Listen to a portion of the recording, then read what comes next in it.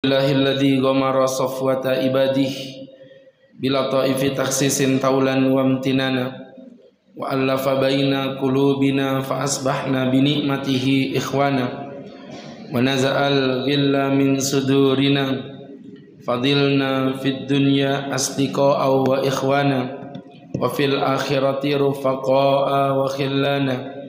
Allahumma salli wa sallim wa barik ala rasulillah sayyidina wa maulana wa habibina Muhammadin wa ala alihi wa sahbihi wa man tabi'ahum bi ihsanin kaulan wa fi'lan wa adlan ila yaumil qiyamah.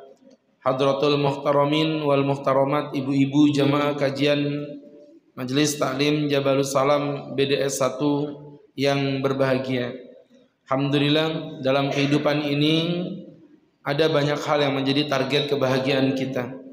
Yang digambarkan Allah dalam surah Ali Imran ada 3. A'udzu billahi minasy syaithanir rajim.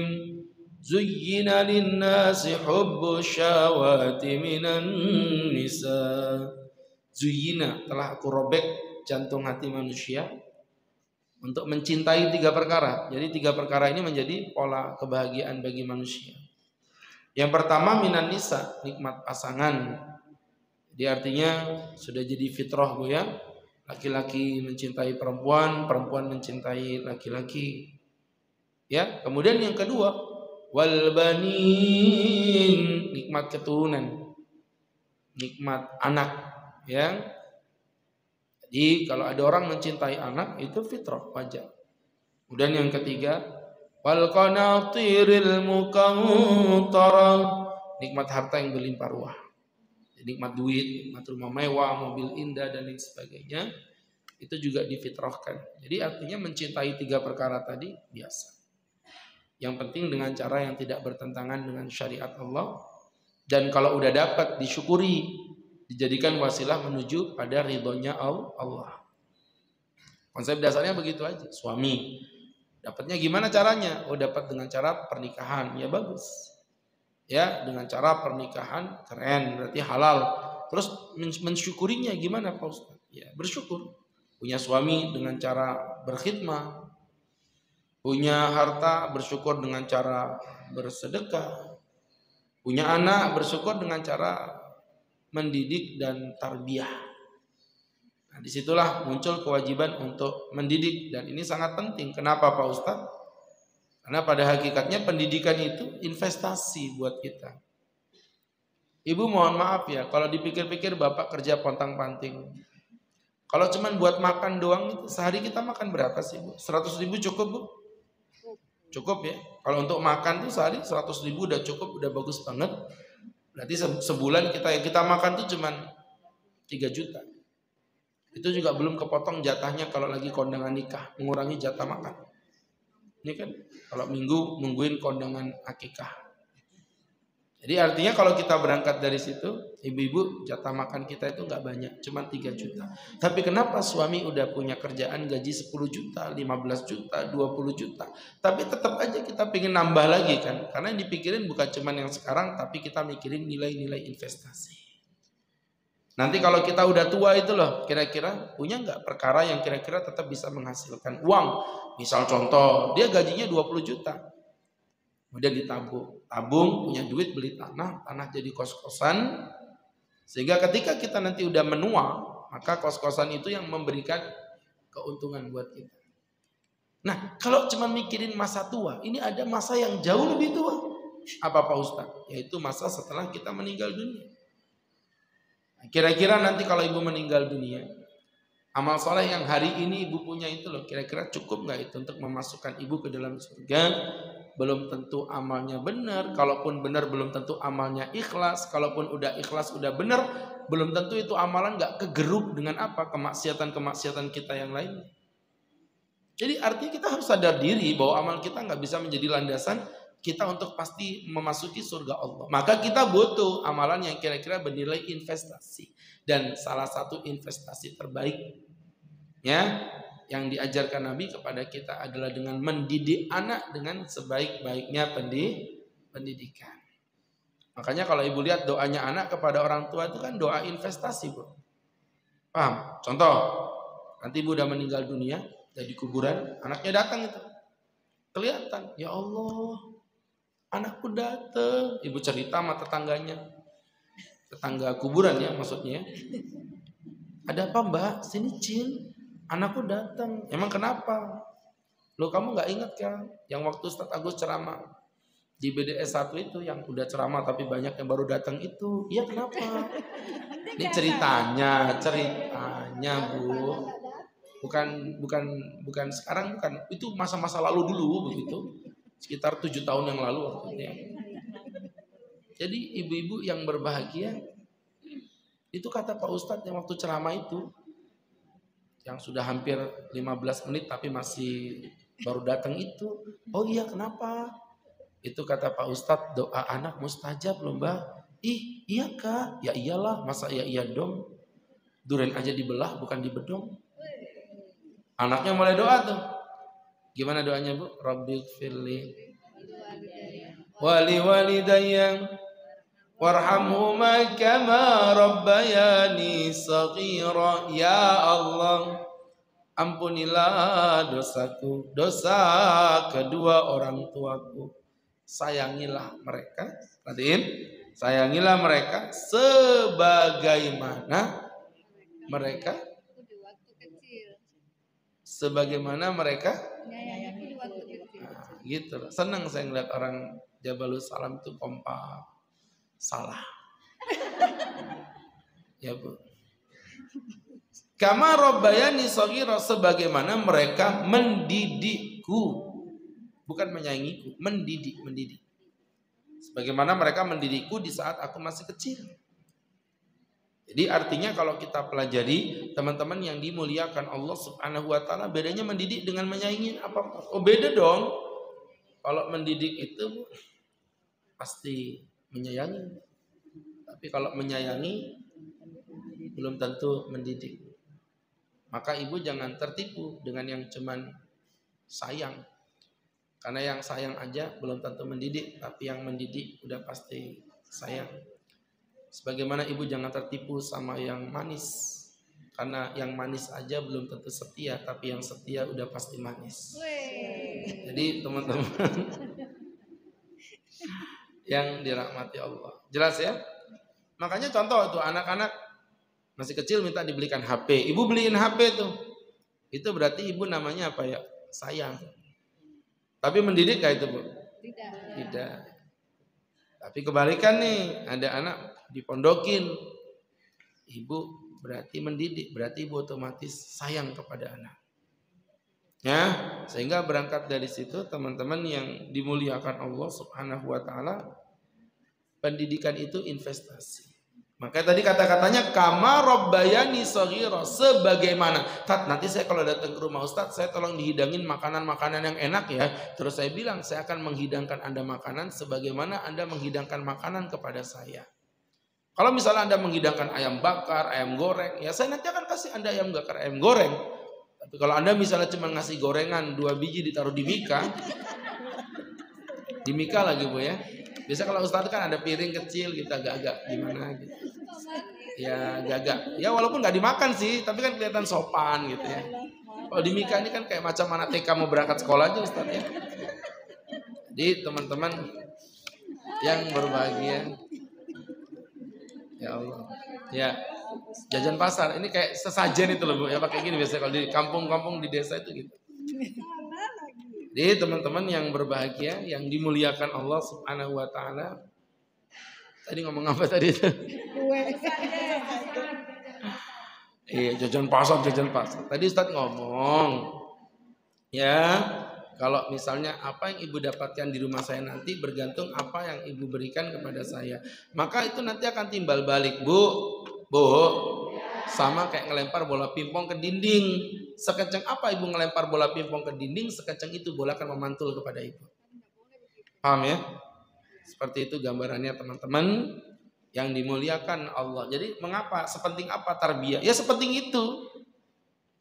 Maka kalau ibu membayangkan nanti di akhirat ada orang duduk-duduk tapi dapat pahala itu. Kebayang nggak? Ibu lagi gini, ya Allah enak banget dia duduk dapat pahala. Ternyata gara-gara apa? Karena waktu zaman dulu masih hidup, dia gemar mendidik anaknya dengan pendidikan yang terbaik. Sehingga ketika anaknya beramal salih, ketika anaknya beramal ibadah, secara otomatis mengcopy paste nilai pahala kepada orang tuanya yang mendidiknya. Itu poin pertama ya, betapa pentingnya konsep tarbiyah di dalam Islam. Kemudian poin yang kedua, siapa yang wajib mendidik Pak Ustadz? Tanggung jawab siapa ini? Maka jawabannya mendidik itu tanggung jawab bersama. Siapa yang berbuat itu yang bertanggung jawab. Sekarang anak itu yang membuat siapa? Kok mikir Bu? Ibu gak pernah buat ya? Adalah ayah dan ibu. Astagfirullahaladzim. Maka karena yang membuat adalah ayah dan ibu, ya otomatis dia bertanggung jawab loh. Mohon maaf saya beli motor tuh Yamaha. Kalau motor saya ada rusak-rusak, saya larinya kemana? Yamaha lah. Orang Yamaha yang buat, Anda tanggung jawab. Begitu pula dalam bentuk pendidikan. Kita salah paham, menganggap pendidikan anak itu tanggung jawab sekolah. Ada apa-apa, sekolah yang disalahkan. Apa urusan? Pendidikan terbesar itu tanggung jawab ayah dan ibu. Yang itu tanggung jawab, jadi nggak main-main, dipertanggungjawabkan di hadapan Allah. Artinya teman-teman, ini sekali lagi bukan perkara yang mudah. Sehingga suatu ketika bahkan Allah Subhanahu wa taala pernah berfirman dalam surat At-Tahrim ayat yang ke-6. Ya ayyuhalladzina amanu, hai orang yang beriman, Ku anfusakum, jagalah dirimu. Wa ahlikum nara, dan jagalah keluargamu dari api neraka. Wa quduhan nas wal hijarah, yang mana bahan bakarnya terbuat dari manusia dan juga api. Maka perintahnya jagalah dirimu dan keluargamu. Keluarganya laki-laki itu istri dan anak. Keluarganya istri itu anak. Artinya seorang laki-laki, suami akan dimintai pertanggungjawaban pada dua perkara, kepada istrinya dan kepada anaknya. Tapi seorang istri akan dimintai pertanggungjawaban terhadap anaknya saja. Ya, sehingga ibu-ibu yang dirahmati Allah dididik anaknya. Karena syarat masuk surga jaga dirimu dan jaga keluargamu. Berarti kalau ibu cuma jaga diri, nggak jaga keluarga, atau ibu jaga keluarga tapi nggak jaga diri, emang ada? Jaga diri nggak jaga keluarga. Dianya berjilbab panjangnya sampai ke lutut, tapi anaknya, mohon maaf, Insya Allah. Saya tuh pernah lagi pengen jalan-jalan ke salah satu mall terkenal di Balikpapan. Nah, saya nggak mau sebutin namanya. Inisialnya BSB. Inisial dong. Ya kan, singkatan. Saya tidak ada nyebut Balikpapan Superblok, nggak ada. Saya ngomongnya BSB dan saya akan komitmen terhadap itu. Jadi ibu-ibu ketika datang ke SD, BSB, ibu tahu BSB itu di bawah kan ada kayak model pelataran yang biasa tempat lomba-lomba itu ya. Ibu nggak pernah ke mall kan Bu? Kasihan banget. Paling bagus dia belanjanya di pasar Butun belakang situ kan. Saya udah tahu kok. Kelihatan gayanya. Maka ibu-ibu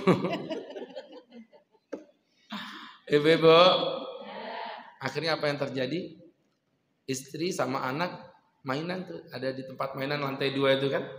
Nah saya kan boring lah ngeliatin anak main-main kayak gitu kan. Akhirnya Ustadz duduk-duduk, atau bukan duduk, saya berdiri sambil di lingkaran atas tuh ngeliat di bawah ada apa sih kok rame-rame gitu.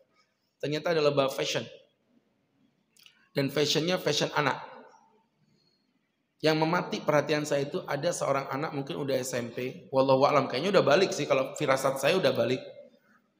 Udah SMP, SMA gitu, udah dewasa.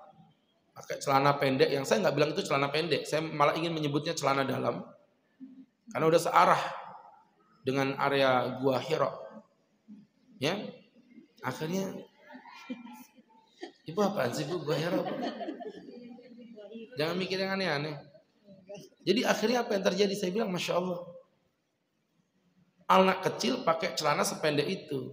Kemudian dipanggil namanya ke atas panggung. Peserta berikutnya adalah bla bla bla bla dengan nomor sekian sekian sekian.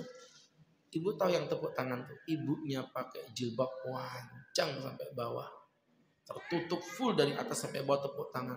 Yeay. Saya tuh cuma batin di hati. Ibu tahu api itu panas? Tahu. Ibu ikhlas nggak anak ibu mainan api? Karena ibu tahu bahwa api itu apa? Panas. Apa yang ibu pakai jilbab? Karena ibu tahu bahwa neraka itu panas. Terus gimana caranya otak kita tuh, ibu pakai jilbab karena ibu nggak pengen masuk neraka, tapi ibu biarkan anak ibu melakukan perkara sesuatu yang bisa memasukkan dia ke dalam api neraka. Dan Anda support loh ya, Anda support. Jadi tepuk tangan, mensupport. Coba bayangin ya. Waliyadzubillah. Ini ada yang begitu, orang tua begitu. Anaknya gak dididik sama sekali. Itu akan dihisab sama Allah. Surat At-Tahrim ayat yang ke-6. Begitu. Kemudian, mohon maaf ibu-ibu yang berbahagia. Dibalik ada juga. Anaknya berhijab, ibunya gak berjilbab. Di mana Pak Ustadz tuh? Emak-emak di kampung yang nganterin anaknya ke TPA. Anaknya jilbaban, emaknya pakai rok pendek gitu. Sambil bawa payung. Mau mana mbak? Nganter anakku ke TPA mbak. Astagfirullahaladzim. Pakai daster bolong lagi belakangnya tembus, kelihatan bokongnya hitam begitu. Jadi teman-teman yang berbahagia. Ibu-ibu. Neraka itu panas apa tidak? Panas. Kok tahu? Baik teman-teman yang dimuliakan Allah Subhanahu wa ta'ala. Ustadz dilawan. Kalahlah kau. Jadi teman-teman cie yang pernah ngerasain neraka cie gitu. Jadi artinya apa Pak Ustadz? Ini pendidikan yang model kayak begini. Ini ya Bu ya, yang harus kita luruskan kembali. Karena ini investasi. Maka tanggung jawab siapa? Yang Ustadz bilang tadi. Teman-teman yang dimuliakan Allah Subhanahu wa ta'ala, tanggung jawabnya adalah orang tua, baik ayah maupun ibu, sama saja. Malah kalau saya memposisikan rumah itu adalah sekolah, seorang ayah adalah kepala sekolah, seorang ibu adalah guru, dan asisten rumah tangga adalah tenaga administrasi sekolah. Gimana Bu? Oke ya? Maka rumah itu bernama sekolah. Kepala sekolahnya orang tua. Artinya kepala sekolah itu dia lebih banyak berpikir, ya, dia lebih banyak berpikir teman-teman dibandingkan dengan bekerja. Kepala sekolah membuat program gitu kan, namanya juga kepala sekolah, maka dia membuat program bagaimana program ini akan menjadi program yang baik dengan target-target yang sudah ditetapkan. Maka pelaksananya adalah seorang ibu. Nah, maka itu disupport juga dengan, mohon maaf, seperti selevel seorang pembantu, asisten rumah tangga, supir yang ada di rumah dan lain sebagainya. Karena mereka merupakan satu kesatuan. Ya, teman-teman yang dimuliakan Allah Subhanahu wa ta'ala, merupakan satu kesatuan. Ini nggak bisa didua-duakan. Sehingga berangkat dari situ teman-teman yang dimuliakan Allah Subhanahu wa ta'ala, kami pertegas kembali. Kalau ini ada satu unsur yang jomplang, contoh misalnya suaminya berkonsep Islami, tapi istrinya tidak, nggak bisa. Kayak apa melaksanakan? Dia gurunya, dia yang praktek kok. Oke, sekarang gurunya berkonsep Islami, istrinya Islami, tapi kepala sekolahnya enggak. Sudut pandangnya sudut pandang materi. Gak bisa. Istrinya bilang, mas, anak kita harus diakikahin loh mas. Sudut pandang spiritualitas. Kalau gak diakikahin mas gak berkah. Kata suaminya, apaan sih bedanya? Gak ada kok. Akikah itu loh 2 kambing 6 juta dek. Lumayan itu. Dibuat beli gorengan untuk Pak Ustadz ceramah. Lama itu sampai berbulan-bulan. Karena sekali ceramah itu cuma 2 biji. Pakai mika. Jadi artinya teman-teman, sahabat-sahabatku yang berbahagia. Enggak, kemarin tuh perasaan saya udah pakai piring loh, bagus gitu, cantik gitu. Walaupun saya enggak makan, tapi saya tuh bahagia gitu, ya Allah, dihargai memang aku sebagai ustadz ini, ya Allah. Jadi kalau kayak Mika begini macam ini kan sedih saya ngeliatnya. Jadi teman-teman yang ini kayak anak TK bagi-bagi makanan di ayo adik-adik jangan rebutan ya gitu. Maka teman-teman yang dirahmati Allah Subhanahu wa ta'ala. Ini jadi pelajaran. Ibu. Nah, sekarang gini, kepala sekolahnya mantap. Gurunya mantap. Jadi suami istri oke, mantap. Punya satu komitmen. Ternyata, mohon maaf Bu ya, ada tenaga pendidik seperti contoh tenaga administrasi ngerokok di depan anak-anak. Padahal orang tuanya udah bilang nggak boleh ngerokok. Apa yang terjadi juga sama. Kayak Ibu kalau cari pembantu, cari asisten rumah tangga nggak boleh sembarangan. Jangan cuma ngandalin mau kerja semangat doang, tapi nggak punya akhlak. Hati-hati, anak kita tertular juga. Nah, maka kalau kita melihat ini merupakan satu kesatuan, maka suami bertanggung jawab, istri juga bertanggung jawab. Sama-sama bertanggung jawab, disupport dengan tenaga administrasi, yaitu para orang-orang yang tinggal di rumah kita. Itu maksudnya. Baik, jamaah yang dimuliakan Allah. Jadi, itu memang teorinya. Tapi kalau kita berbicara fakta, tidak bisa dipungkiri bahwa seorang ibu lebih mendominasi secara pendidikan kepada anak. Betul? Nah, kenapa Pak Ustadz? Ya memang Allah itu adil. Kenapa laki-laki disuruh kerja? Karena masalah ini ditugaskan kepada ibu. Walaupun tetap ya suami itu tetap bertanggung jawab loh. Jangan ibu pikir saya aja yang dari subuh sampai ketemu malam, subuh ketemu malam. Saya pribadi yang model begini, tiap pulang tuh saya nyempetin minimal 1 jam. Untuk bisa ngobrol dengan istri. Yang diobrolin tentang apa? Bisa tentang anak-anak, bisa tentang perasaan dia, bisa tentang bisnis, ya, karena ada beberapa bisnis ya masih di bawah 1 M sih. Nah, 2 juta itu kan di bawah 1 M toh. Orang kok suudon aja bawaan. Ya nggak mungkin lah miliarder makanya nikahan gini, ya nggak mungkin. Jadi ibu-ibu, kalau Ustadz MM-an gitu ya, begini ya maaf-maaf aja, makasih. Jadi teman-teman, apa toh? Maka kembali ke laptop, ya Bu. Bu, ada Pak Wali Kota datang kemari. Berani nggak Ibu nyuguhin Pak Wali Kota pakai ini? Baiklah, baik teman-teman yang dirahmati Allah, itu maksudnya. Tadi ngomong apa saya? Wali Kota. Tadi ngomongin pendidikan itu tanggung jawab suami istri. Tapi faktanya tidak bisa dipungkiri memang istri yang lebih mendominasi. Itu faktanya Bu. Maka berangkat dari situlah kenapa disebut oleh orang Arab dikatakan bahwa madrasatil ula. Al-um madrasatil ula. Itu artinya adalah adiknya bapak. Apa kabar begitu. Oh beda itu bahasa Indonesia. Bahasa Arabnya artinya adalah ibu. Madrasatul ula adalah university, the first university. Sekolah yang pertama. Ya, maka kenapa disebut begitu Pak Ustadz? Oh iya, mohon maaf Bu. Seorang ibu ini adalah yang pertama akan ditemui oleh anak-anak kita. Maka jangan remehkan. Itulah kenapa kalau mau menikah disuruh nyari istri yang benar-benar berbobot. Tungkahul mar'a li arba'in. Perempuan itu dinikahi karena 4 perkara. Kata Nabi, yang pertama li jamalia karena kecantikannya. Cantik itu maksudnya cantik menurut suami, bukan cantik yang mutlak begitu, enggak. Karena kalau nikah dengan perempuan yang cantik mutlak, sebut aja kayak macam artis begitu, ya susah. Walaupun nyari yang begitu ada, masalahnya mau enggak dia sama lakinya. Ya kan? Dia nggak mau merusak keturunannya juga lah. Jadi mohon maaf ibu-ibu, mohon maaf ya Bu ya, cari perempuan tuh dinikahi karena kecantikannya. Kenapa? Biar nggak gampang berzina. Jadi kita harus punya keyakinan bahwa pasangan kita itu yang terbaik. Ustadz punya keyakinan istri adalah yang tercantik di muka bumi. Begitu, harus punya keyakinan. Jangan nikah, aku masih ragu Tat, aku nggak suka dengan wajahnya, tapi aku akan mencoba untuk mencintainya.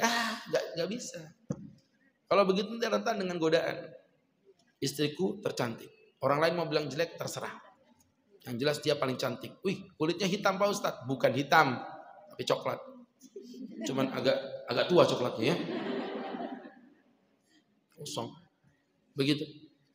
Oh, hidungnya pesek, bukan pesek, tapi minimalis. Ya, subhanallah ya. Teman-teman, lagi orang PC itu asik. Kalau ngintip matanya pas depan lubang. Orang mancung kan begini kalau ngintip. Kalau orang PC itu pas rata dia.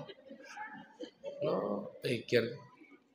Jadi ibu-ibu yang dimuliakan Allah Subhanahu wa taala, ini menjadi pembelajaran untuk kita bersama dari apa yang Ustaz sampaikan tadi.